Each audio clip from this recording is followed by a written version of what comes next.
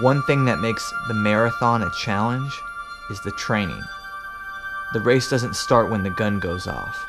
No. The race begins several months beforehand, when you make the decision to race, when you set that distant goal. Balancing training intensity with mileage, struggling with the battle for motivation, sometimes having too much and having to hold yourself back to avoid injury, and sometimes not having enough and having to tell yourself that each run matters. People like to brag when things come easy. Oh, I ran this time and I wasn't even tired. I didn't even train. I could do better if I wanted to. Why should any of this be impressive? If you don't fully commit to something, then you're wasting your time. I'm not going to sit here and make excuses. My foot hurts. My quad is sore. I'm tired from work. I've never run this many miles. These are all negative thoughts that I don't acknowledge, that I don't allow to affect me. I'm training my ass off. No hiding it, no denying it. Whatever happens in the race, I'll know it is my absolute best effort. Sometimes I think people are afraid to give their all towards something, to give the full 100%, because they're afraid that if they fail, it means that they're a failure, that they aren't capable of anything better, since they already gave it everything they had. The goal has always been sub 240, and that remains the goal. Training has made me optimistic, like maybe I should go for a faster time, but I still have 3 more months of training, and anything can happen. It's week, 6? I just finished a fartlek. I haven't done many fartleks so far in my training, and I'm surprised because that's usually like what I like to do for my speed work. So I decided to get back to the basics, especially with the half marathon coming up this weekend. I want to do some stuff. Obviously, I'm comfortable with marathon pace, but I want to do some stuff that's a little faster to get my legs going for this weekend. So I did a fartlek. Now what I did was I went off the Jack Daniels VDOT tables. So doing training paces based off of goal marathon pace, which is what you're supposed to do. So based off of that, they have a different thing. They have like your easy run pace, which for me was like, I think it's like 650 something to 717, something like that, which makes sense. A lot of my easy runs are around 720 pace, or faster. You know, like that range is realistic for me. Then you have the threshold pace. Now that is for a 237 marathoner. That's about a 540. Along with threshold pace being like hour-long run pace, like in a race, I also consider it tempo pace. So 540 is a nice tempo pace for me. So I feel like tempo pace and threshold pace are very similar.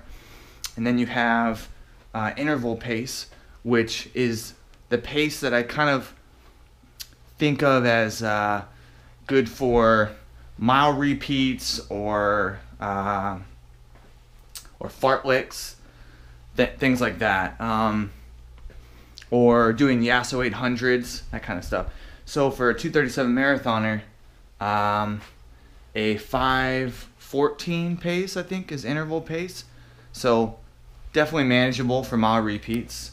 Not saying that's like the best you could do, but it's for marathon, you don't want to kill yourself in the speed work. So that's a good manageable pace. Also for fartleks. So today, for instance, I did a fartlek. Sometimes I kind of just see how I feel. I did 8 miles in 45.5 minutes. So it was a 5:41 pace. And what I did was I did 2 minutes on, 1 minute off. The 2 minutes on, I did it at close to interval pace. So I did a 5:13 pace. So right on.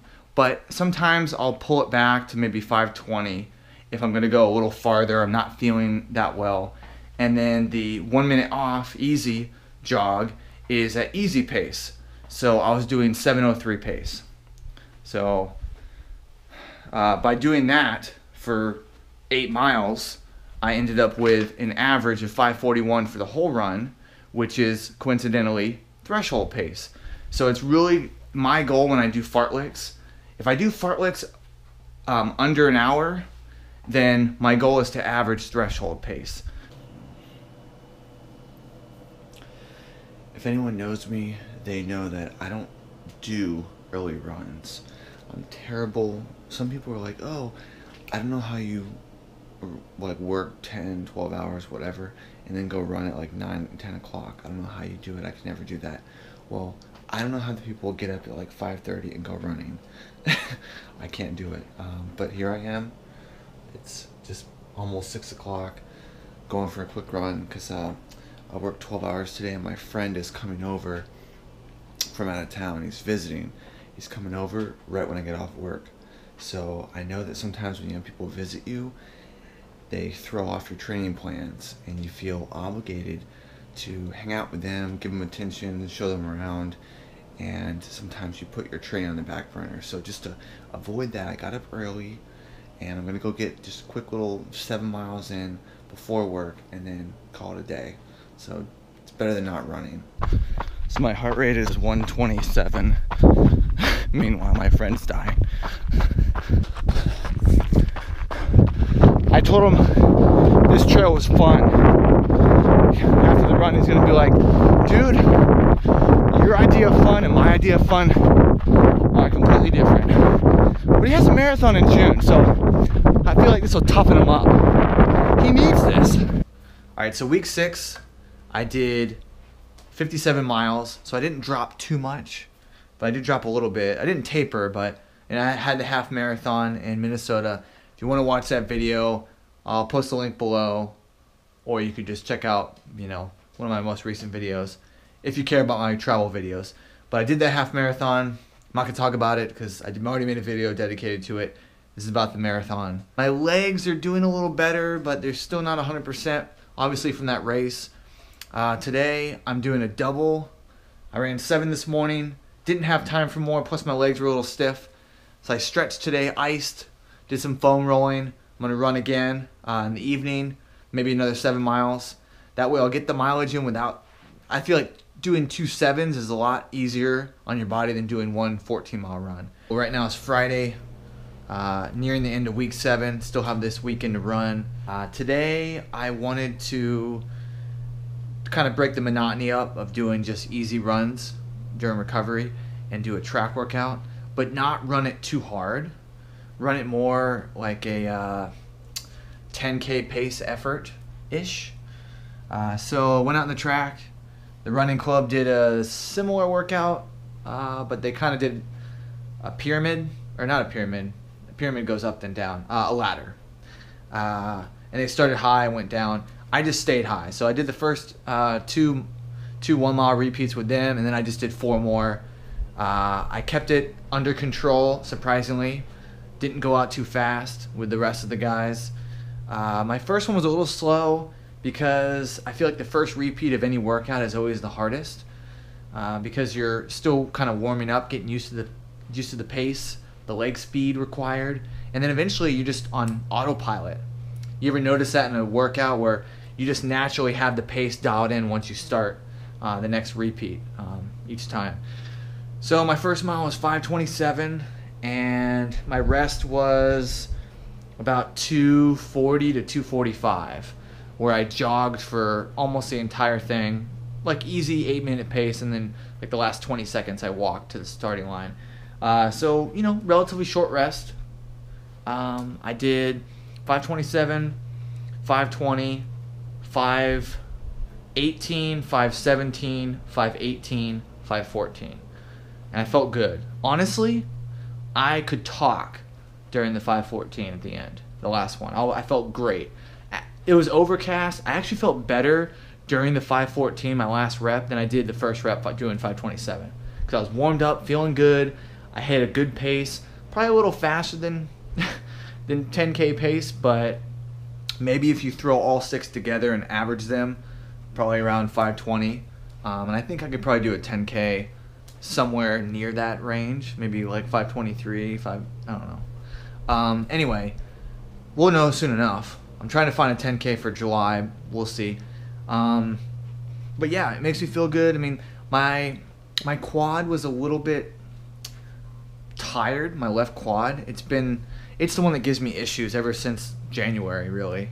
It goes off and on, and speed is what aggravates it. So doing stuff that's like faster than half marathon pace. Half marathon pace, not too bad on it. Anything faster though is when it starts kind of hurting, and sometimes I feel like a leg dragging zombie when I'm running. But I get through it. I do foam rolling, do stretching, do all these little exercises, PT exercises, and I'm getting through it. It's fine. It's a non-issue. I just gotta watch it, And sometimes it's good to have something keep you in check, like not an injury, but like a little tweak or whatever, or having a busy schedule, or because I feel like if left to my own devices, if I was home all day and like a pro athlete and just had all day to train, I think I would probably train too much and too hard. I get injured and overtrained, and not that I mean, I'm sure I know a lot of people, a lot of ultra runners, marathoners, Sage, they all run like 120, 130 miles a week. I get it. With trails and stuff. They train a lot harder than me, but for like what my body can handle at this stage of my running career, I feel like I would push it too much. So it's nice sometimes to have something in check with my leg. It makes it so I space my speed workouts. Because sometimes running too hard is a problem for anybody, really. But sometimes like you can have, people always talk about like lack of motivation. Well, I have a problem with like too much motivation. So you have to find ways to sort of subdue that, at least until you need it. Just keep it up, bottled in a jar, and then just you could take it out when you need it. That would be awesome for those days when you don't feel like running. But anyway, training's going well. I'm hoping to do another trail run, my hilly trail run that I do a lot. That's like with climbing and whatnot. I'm hoping to do like 19 or 20 on Sunday after work. I have just enough daylight. Right now it's awesome. It doesn't get dark in California until like 8 o'clock. So I can work till 5 and still get off and go run 2 hours of trails. Awesome. That's my goal. So right now I'm on the morning routine the last few days. So I'm hoping to run Saturday morning, get in a good like 9 miles maybe, easy miles, then run Sunday evening. So technically I ran back-to-back days, but I had a day and a half, like 36 hours give or take of rest. So it's kind of cool when you're able to do that. Sometimes I do the opposite where I run twice in 12 hours, night and morning. But if you're able, sometimes if you want to make sure that you're just a little extra fresh for a hard workout, just do that, have a morning run and the next day do a night run. And it's almost like you skipped a day except you didn't. Alright, so my mom got me this DNA test kit almost a year ago, and I just ignored it. It's been collecting dust in my closet, but today, after my run that I just had, this epic run, I'm doing this now. I need to find some answers because this run I just did was not human.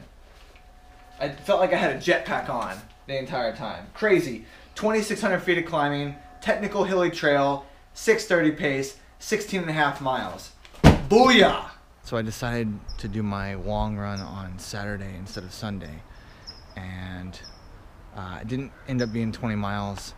It was sort of like I had a sense of urgency. I was trying to battle, to beat the sunset, and I only had time to do 16.5, and it was on a trail, so it took a lot longer, but the effort was hard. Today my legs were just really hurting. It was hard to run like 8:40 pace. It was brutal. So I just did 6 miles, and so I didn't get 70 for the week. I only did 64, but still a good week, lots of quality, and I'll continue to build on that.